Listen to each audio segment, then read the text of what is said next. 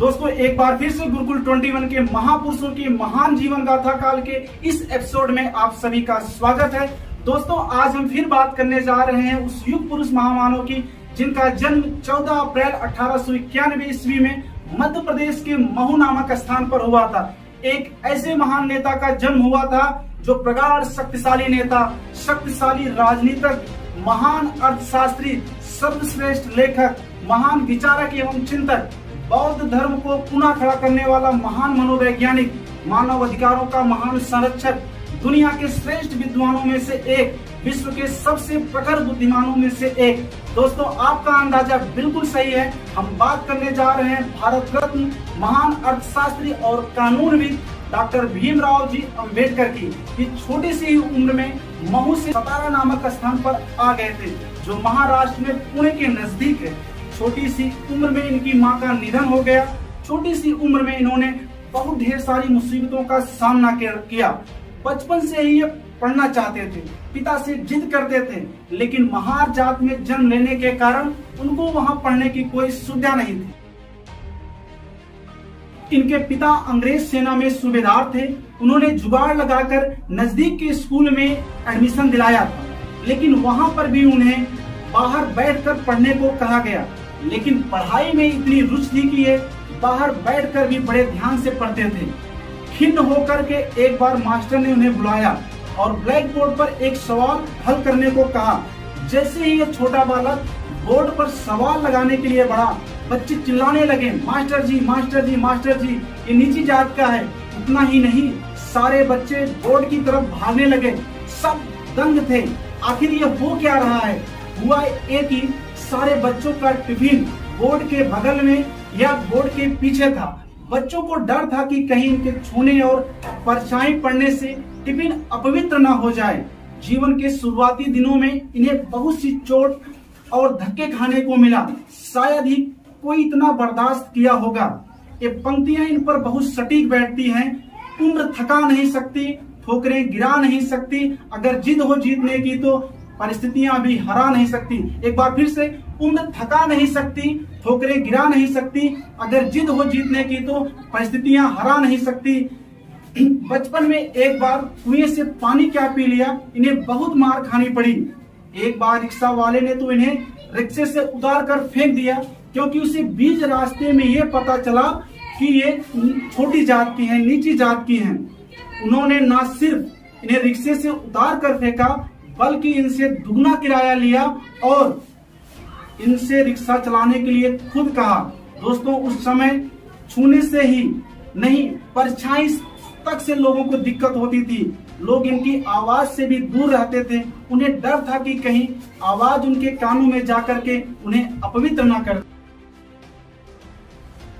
दोस्तों ये जो आवाज से अपवित्र, परछाई से अपवित्र, छूने से अपवित्र जैसी सामाजिक बुराइयों से इन्हें बचपन में जो पीड़ा और कष्ट मिला, इनके लिए वरदान हो गया। इन समस्याओं ने ही इनके जीवन में एक बड़ा रोल प्ले किया।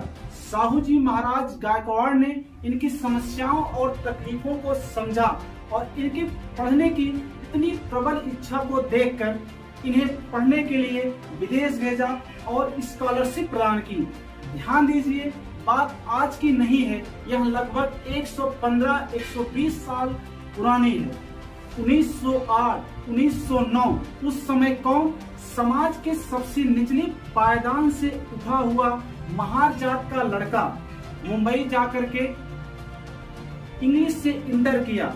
उसके बाद राजनीति शास्त्र और अर्थशास्त्र से बीए किया। ये बालक यही नहीं रुका, उसने कहा यदि तुम मुझे यहाँ नहीं पढ़ने दोगे तो मैं दुनिया की सबसे बेस्ट यूनिवर्सिटी में पढ़कर आऊंगा, रोक कर दिखाओ। फिर ये स्कॉलरशिप लेकर न्यूयॉर्क निकल गए। दोस्तों ये पंक्तियां इन पर कितनी सटीक बैठती है।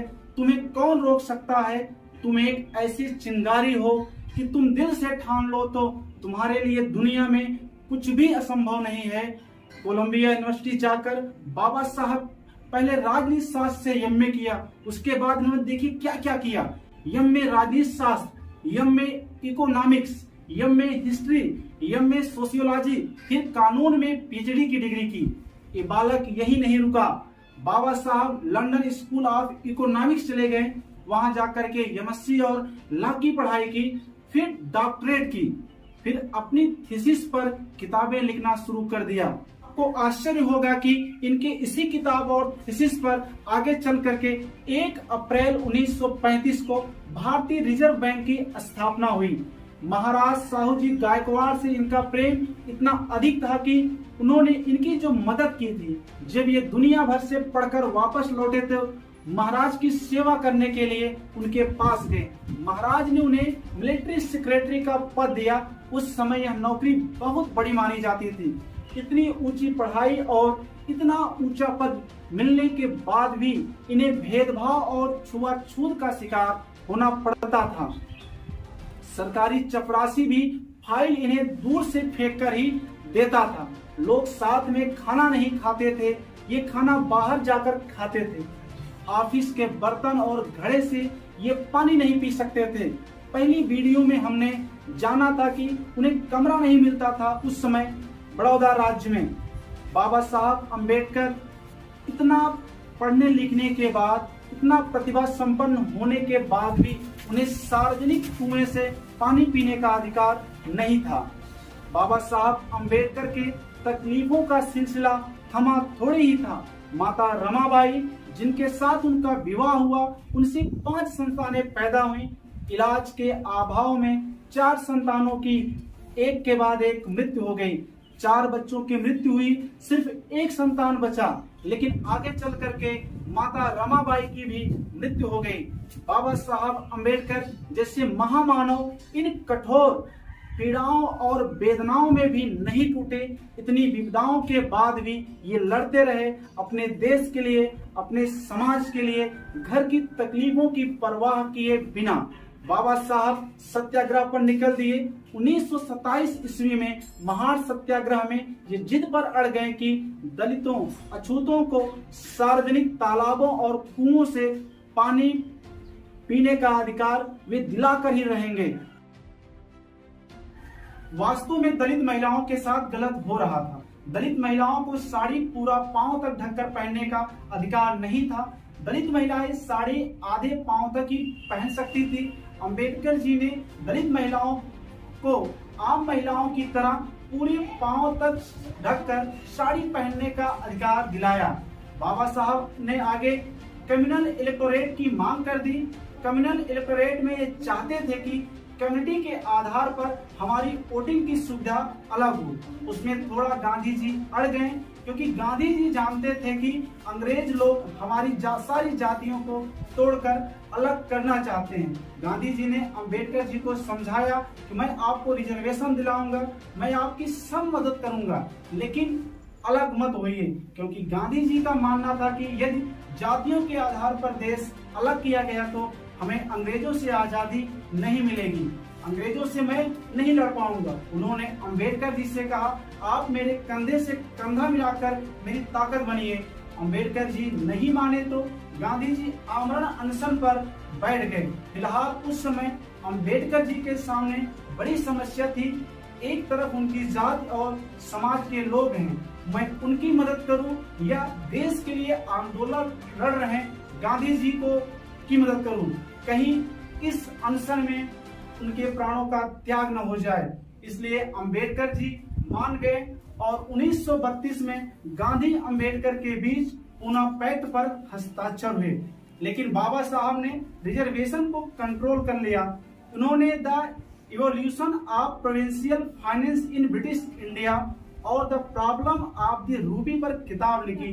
इन्हीं दोनों किताबों के आधार पर भारत की सबसे बड़ी bank reserve bank of India की स्थापना हुई। एक बार आपको फिर से बता दें, इन्हीं दोनों किताबों के आधार पर भारत की केंद्रीय रिजर्व बैंक की स्थापना हुई। क्या आप कल्पना कर सकते हैं, भारत के सबसे निचले पायदान से आया एक नौजवान लड़का जिसकी कोई मदद करने वाला नहीं था, आज उसकी बुद्धि पर आधारित हमारे संविधान की रचना की जाएगी। इनके ज्ञान, बुद्धि और स्किल का लोहा ब्रिटिश और इंडियन दोनों लीडर मानते थे। 1947 में भारत स्वतंत्र हुआ। नेहरू जी अपनी कैबिनेट की लिस्ट गांधी जी के पास लेकर गए। नेहरू जी ने अपनी कैबिनेट की लिस्ट गांधी जी को दिखाया। उन्होंने उसमें सारे नामों को गांधी जी के सामने गिनाया। गांधी जी ने नेहरू से पूछा, इसमें जो सबसे बड़ा नाम होना चाहिए था वो नाम नहीं है। नेहरू जी ने कहा कि बापूजी, इसमें हमने भारत के सभी महान लोगों की, सभी विद्वान लोगों की, पढ़े लिखे लोगों को हमने संविधान सभा में और अपनी कैबिनेट में शामिल किया है। आप कैसे कह रहे हैं कि एक नाम छूट गया है? बाद में गांधी जी ने बताया कि भारत के सबसे बड़े कानूनविद डॉक्टर भीमराव अंबेडकर जी का नाम आपने इसमें नहीं शामिल किया। नेहरू जी, इस वक्त अगर भारत में सबसे बड़ा कोई विद्वान है तो अंबेडकर जी हैं, इसलिए आपकी कैबिनेट और संविधान सभा दोनों डॉक्टर भीमराव अंबेडकर के बिना अधूरी है। आप तुरंत उनका नाम उसमें शामिल कीजिए, इससे देश का बड़ा ही भाग्य बदलेगा, देश को बहुत लाभ होगा। इसके बाद नेहरू जी ने उन्हें अपने कैबिनेट में शामिल करके उन्हें कानून मंत्री बनाया और इतना ही नहीं, उन्होंने संविधान सभा में बाबा साहब को प्रारूप समिति का अध्यक्ष भी बनाया। इनकी बुद्धिमत्ता के आगे इनसे कोई बोल नहीं सकता था। जो इनसे सहमत थे और जो इनसे असहमत थे, दोनों जानते थे कि इस आदमी में बुद्धि बहुत ज्यादा है। बाबा साहब इतने महान व्यक्ति थे कि इन पर कई दिनों तक बोला जाए तो कम है।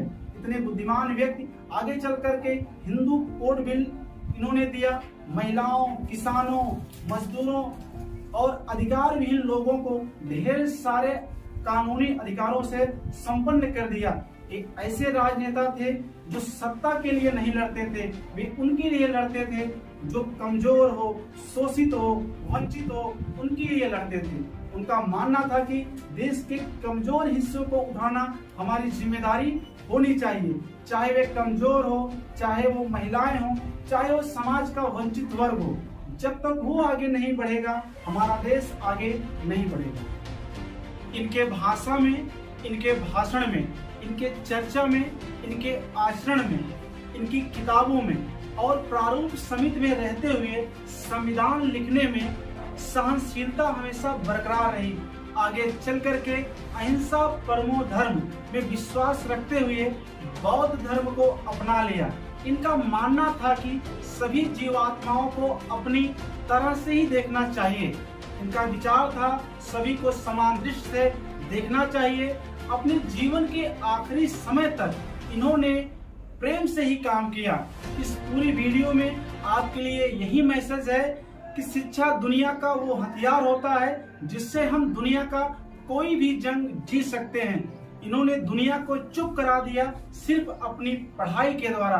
बाबा साहब ने लोगों को बता दिया कि शिक्षा व्यक्ति को भगवान बना सकता है, शिक्षा व्यक्ति को भगवान बना देता है। आगे चल करके कोलंबिया यूनिवर्सिटी ने इन्हें दुनिया का सबसे बेस्ट स्कॉलर की उपाधि प्रदान की। देश ने इन्हें आगे भारत रत्न से नवाजा। आप और हम लोगों को समझना होगा, पृथ्वी पर इनके बराबर का नेता सिर्फ गिनतियों में होते हैं। इंटरनेट पर बहुत से चैनल होंगे, यूट्यूब पर, लेकिन मैंने एजुकेशन का चैनल बनाया है, कोई हंसी मजाक का नहीं। पूरे देश और विश्व को डॉक्टर भीमराव अंबेडकर जी जैसे महान ज्ञानी और संघर्षशील व्यक्ति जैसा संघर्ष करने की प्रेरणा मिले। इसलिए इसे आप अधिक से अधिक शेयर और सब्सक्राइब करें, लाइक करके हमारे उत्साह को जरूर बनाएं। धन्यवाद। जय हिंद। जय